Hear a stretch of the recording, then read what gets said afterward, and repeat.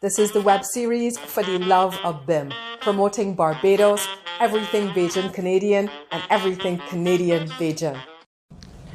Welcome to another episode in the web series For the Love of BIM. I am your host, Consul General Sonia Marvel Carter. Well, this has been an eventful few days. First, Barbados announces changes to their travel protocols and a national pause, which will see the country on a stay-at-home order, quite like Ontario's. But as Bajans, we say, stay at home. In Barbados, however, there is a 7 p.m. to 6 a.m. curfew included in the pause. And then yesterday, Prime Minister Trudeau announced a suspension of southbound flights to the Caribbean and Mexico from January 31st, 2021. And also increased travel protocols for entry into Canada, with all persons needing to have a negative PCR test done within 72 hours to enter. Then they must be tested on arrival and quarantined at their own expense in a hotel for 3 days at a quoted cost of $2,000. If the test is negative, you can then continue to your home and quarantine for a further 2 weeks. However, if the test is positive, you must be quarantined at an approved government facility for the 2 weeks and at your own expense as well, I believe was said. Now, these are some very tight and severe protocols, but all for good reason. With 51 cases of the new UK variant of COVID-19 being identified in Ontario, and some of these apparently have no history of travel, that indicates community spread. The variant is 56% more transmissible. So I encourage us all, as I have been doing for the past almost 10 months, follow the protocols of your country. Respect the measures put in place to save lives. The immense pressure that this is putting on all of our healthcare systems means that other ailments can possibly go untreated and cause many more deaths. With all of these shutdowns, our economies are teetering. We must follow the protocols to beat back COVID and allow our nations to heal so that we can get back to living and producing. Maybe not in the same way, but living, producing, and earning nonetheless. These flight suspensions have implications not just for the travel of persons, but also delivery of mail. So you should note that effective immediately on the announcement of the flight suspension, the Postal Service in Barbados also announced a suspension of mail to Canada. So that must also be taken into account. I implore you again, follow the protocols, stay at home, wash and sanitize your hands often, and if you must leave home, wear your mask and keep 6 feet from others. If we all practice these things, we can get through this. And now we'll have a message from Barbados, tips on stopping the spread of COVID. Hi, my name is Dr. Corey Ford. I'm an infectious disease physician and infection prevention control consultant, and I am your National Director for all isolation facilities in Barbados. What's one of the most important things in infection control? It is hand hygiene. It's like 101, what we all know. Viruses, you can't see, and this is important. Look at my hand.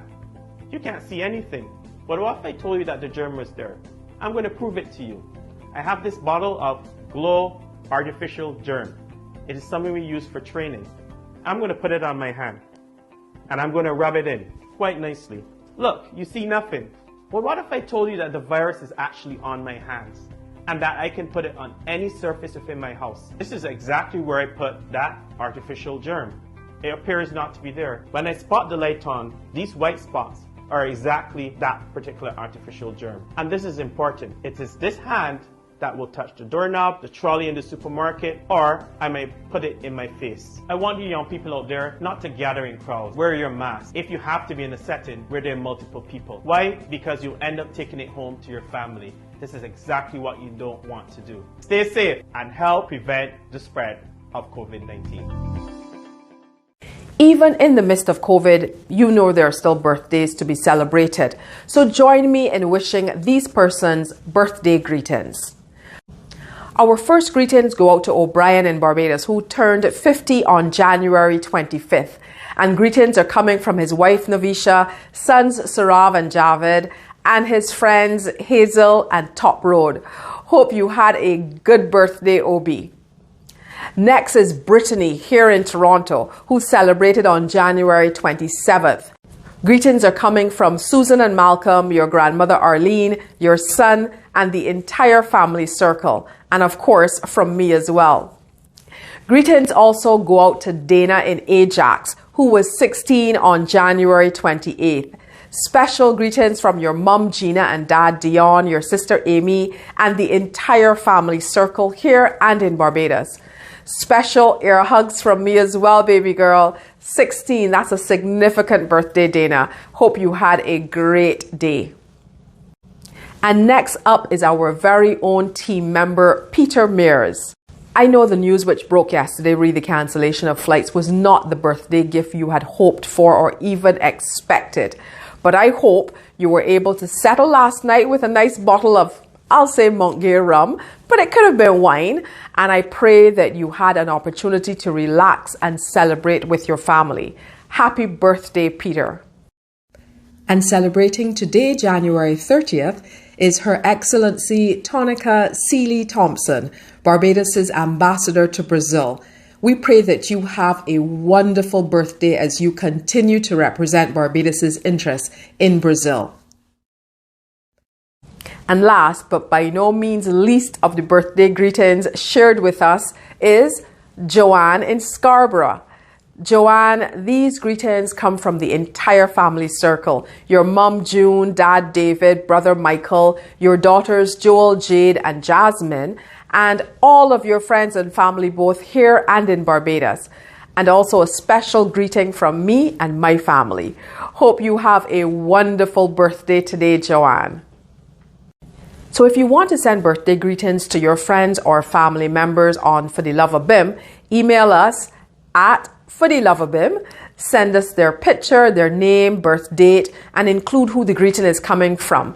And we will be sure to include them in our birthday shoutouts. Now on to our feature for this evening. Today we are going to have as our guest a member of the Alexandra Old Scholars Association, and she will tell us all about what that Barbadian association is doing here in Canada for Barbadians and Canadians alike. I had a chat with Cheryl, so let's hear what Cheryl had to share. Good evening, everyone. My name is Cheryl Griffith, and I'm the president of the Alexandra Old Scholars Association here in Toronto. The Alexandra Old Scholars Association came about in the summer of 2009 during a conversation between two old scholars living here in Toronto. During that conversation, they felt that the idea came up and they felt that there should be a presence in North America. Hence, in 2010, the association was launched. So Cheryl, tell me, did y'all have a whole mission statement when you set up this association? Was it a formal setup with a mission statement, goals, objectives, and the whole lot? Oh yes. So we actually launched we kicked off the association with a church service, and we also have a constitution. Our main objectives, of course, is to give back to our beloved alma mater, Alexandra School in Spikestown, St. Peter, Barbados. But we also have another goal, and that is also to give back to our community here in Toronto. Okay, so tell me, what are the activities that you are engaged in then? What kind of activities do you do that will allow you to give back? We have fundraising activities. Our main fundraiser actually is a concert. We have an annual concert, so that's one of our fundraiser. We also have walkathon and also some casino bus trips. A lot of people go to the casino bus trips. Oh yes, yeah. Actually, we do have a lot of supporters who look forward to that casino trip. We have two, mainly in spring and in the fall. And the buses are always loaded. Actually, the last one we had, people were asking, why did you have two buses? What have you done, for the school so far? So have you been giving assistance in what form to the school? Yes, one of our main donations back to the school is through the benevolent fund. So this benevolent fund is a fund that provides lunches to those students who can't afford it on a daily basis. Okay. We also give back in terms of scholarships and awards to the school. Last year was one of our biggest contributions in that because of the COVID and most of the students were having online studies, we donated some tablets for those kids who couldn't afford it. Okay, I see. No, that's wonderful, and that's very, very much needed in Barbados Yes. to ensure, especially now. I mean, all over the world, everybody's on lockdown, and the children are studying virtually. They're attending virtual classes, so everybody needs to make sure they have some kind of device in order to participate. Let's move on to your membership. How is your membership comprised? At this point in time, I'm assuming it's only the Old Scholars of Alexandra, but what is the age range? Do you have younger people or is it only older persons? Do you have any of the boys that would have gone to Alexandra within the recent time? We have actually 4 males. There are over 60 Old Scholars living in Canada through Canada. Of course, the majority here in Toronto. The age ranges are from, say, 30, and our oldest Old Scholar is over 90. Wow. When she was at the school, I think she said there were like a handful, 15 students, or it was a small roll call then. Yes, okay. So what are the requirements for joining the association? Right now it is that you would have had to have gone to the school. But what is your succession plan? Will those requirements for joining the association change? Are they going to continue? What is it? Currently the requirement is you have to be an alumni from the Alexandra School and living here in Canada. Okay. We are exploring other possibilities to expand to maybe friends of the association. That has come up as a discussion, and also it could be kids of the Old Scholars. So Okay. we are exploring those possibilities in the future. Okay, that's good.